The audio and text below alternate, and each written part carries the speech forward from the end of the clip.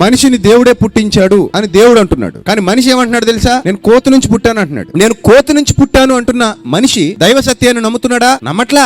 నమ్మనంత మాత్రాన నేను కోతి నుంచే పుట్టానని ఏమైనా ధృవీకరించగలిగాడా? రుజువు చేయగలిగాడా? ఆధారాలతో మాట్లాడగలిగాడా? లేదు. పోనీ డిఎన్ఏ వచ్చిన తర్వాత, డిఎన్ఏ కనిపెట్టిన తర్వాత కోతి డిఎన్ఏ మనిషి డిఎన్ఏ ఒకటి అని నిరూపించగలిగాడా? కోతి రక్తం మనిషికి ఎక్కించగలుగుతున్నాడా? కోతి రక్తం గాని మనిషికి సెట్ అయితే ఒక్క కోతి ఉండదు బయట. నిజం, మొత్తం లాగేస్తారు. ఇళ్లలో గేదెలు పెంచుకున్నట్టు ఖచ్చితంగా కోతులు కూడా ఏం చేసేవారు? పెంచుకున్నారు. గేదెల దగ్గర ఏమో పాలు పిండేయడానికి, కోతుల దగ్గర రక్తం పిండేయడానికి. నిజమైతే ఇంటికి 5 కోతులు ఉండేవి. ఎందుకు? ఎప్పుడైనా రక్తం అవసరం అయితే ఎక్కడ పిండేస్తాం? ఇంకా దాని దగ్గర పిండేస్తాం. సో కోతి రక్తం మనిషికి ఎక్కించగలుగుతున్నాడా? రక్తం కావాలంటే కాకినాడ పెద్ద హాస్పిటల్కి వెళ్తే కోతిని తెచ్చుకుంటాడా? నీ గ్రూప్ ఉన్న కోతిని తెచ్చుకుంటాడా? మనిషిని తెచ్చుకుంటాడా? మనిషిని తెచ్చుకోమంటాడు. ఆ మనిషి నీ ఇంట్లో పుట్టకపోయినా పర్లా, నీ గ్రూప్ ఉంటే చాలు. నీ కులం కాకపోయినా పర్లా, నీ మతం కాకపోయినా పర్లా, నీ పార్టీ కాకపోయినా పర్లా, నీ గ్రూప్ ఉంటే చాలు. నీ ఊరు కాకపోయినా పర్లా, నీ జాతి కాకపోయినా పర్లా, నీ దేశం కాకపోయినా పర్లా, నీ గ్రూప్ రక్తం ఉంటే చాలు, తెచ్చుకో. అంతే తప్ప కోతి పనికిరాదమ్మా.